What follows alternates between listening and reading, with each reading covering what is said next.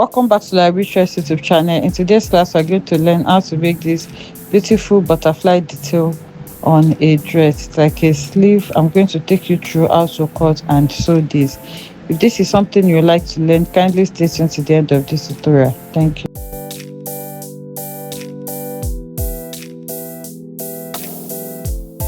I'm going to draft this on paper and I'm going to use my freehand.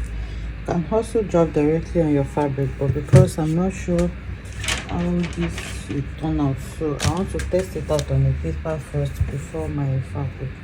So the first thing you need to notice is the space, how big you want this design to be.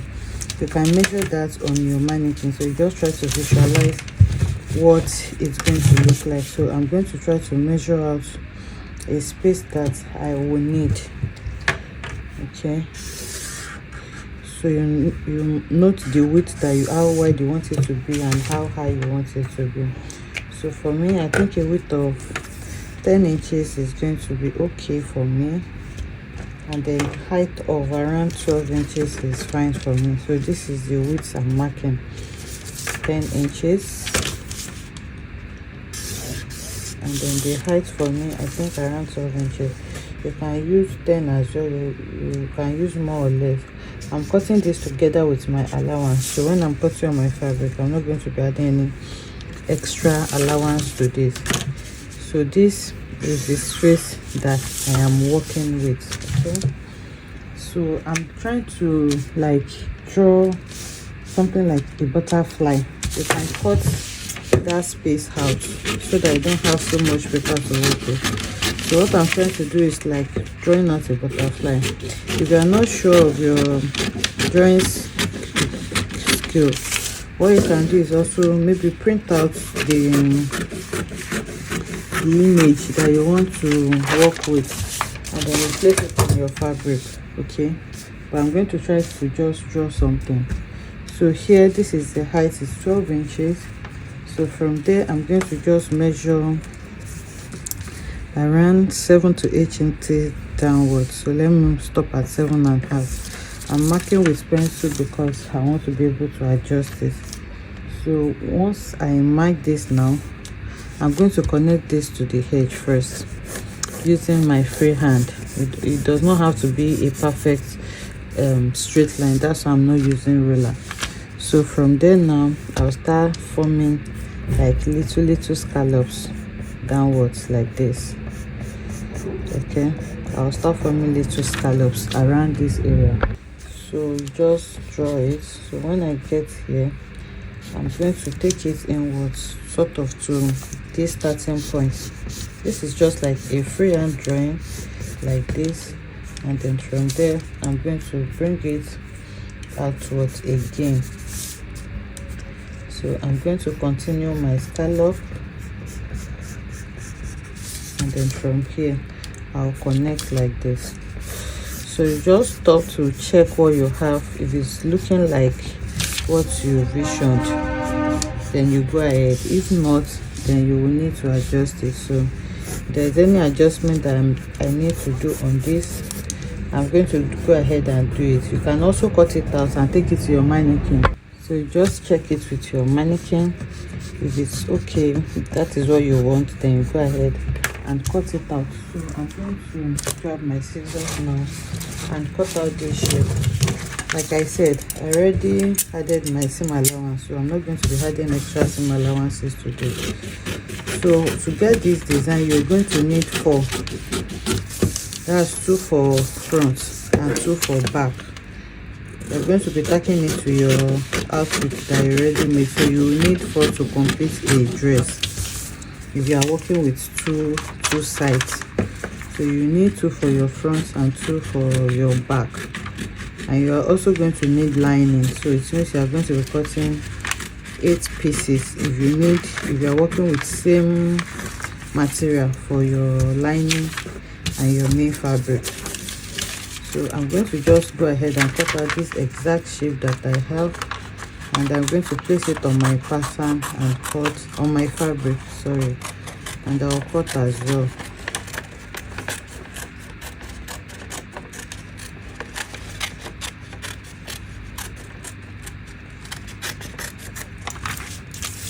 Okay, so this is what I have, this is what it looks like. So at this point you can take it to your mannequin and see what it looks like. If you are not okay with it, then you adjust. So this is the fabric I'm working with. I already added a gum stay to it. Of course, it is structured design, so you need it to stand. You can even use collar stay if you want, but I'm working with a hair stay for mine. So I'm going to pin this design that I have on it, and then I'll cut out exactly what I have here. Okay, I have cut it out on my fabric. You can see what it looks like now, and I think I like what I have here. So what I'm going to do now is to take it to the sewing machine, and I'm going to run a stitch. So when you run your stitch, you just leave a space somewhere to flip everything out.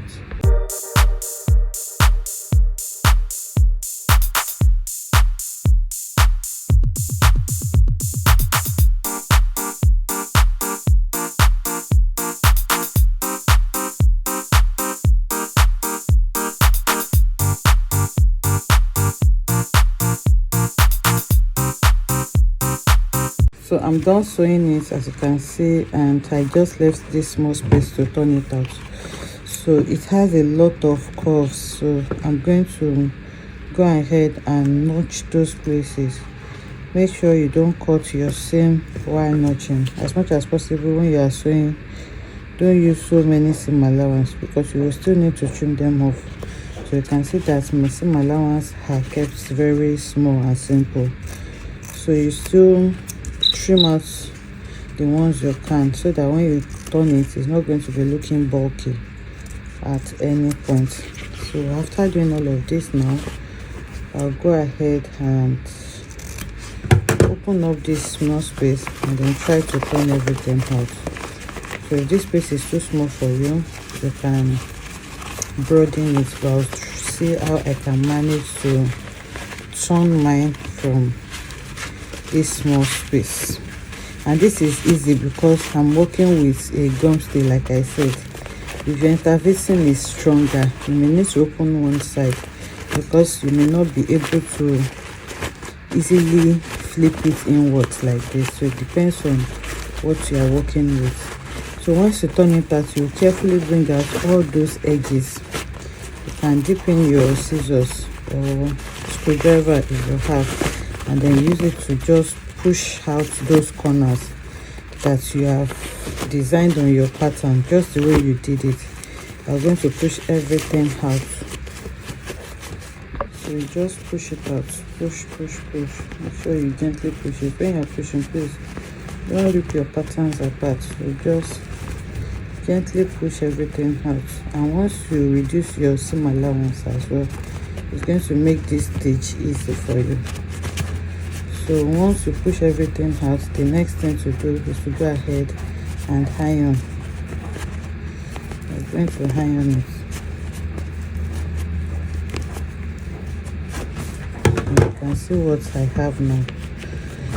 So here I'm going to close it up and then use my hemming gum to hold it together.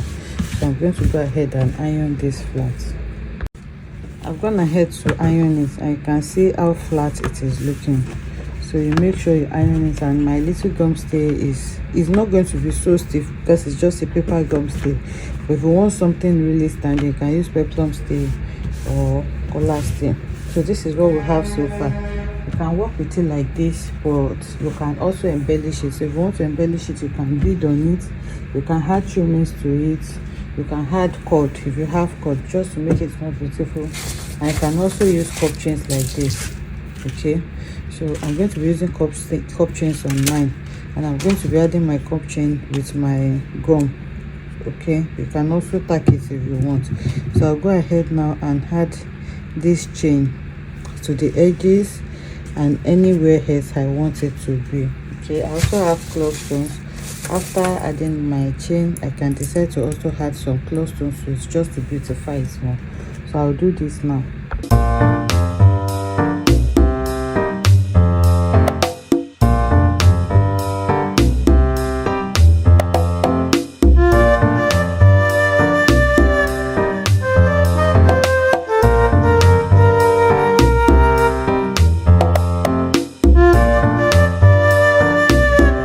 So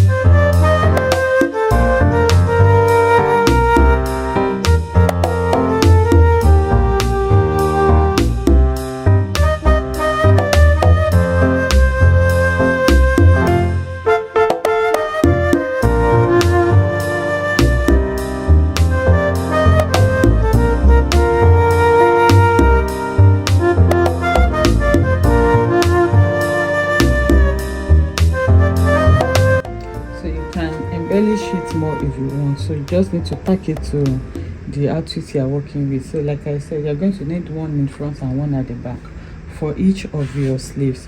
So after tacking it, you can also tack it at the tip to the one at the back to help you stand, especially if you are not working with a very strong interfacing. So it means you need 4 main fabric and 4 lining to make 2 complete sleeve. I hope you understand that. So this is what you have, and you can also create any design of your choice. I was aiming to get a butterfly design here, but if you want something else, you can also create it. I hope you enjoy making this beautiful tutorial with me. If you enjoyed it, let us know in the comment section. Like, comment and subscribe to our channel, and I will see you in the next one. Bye.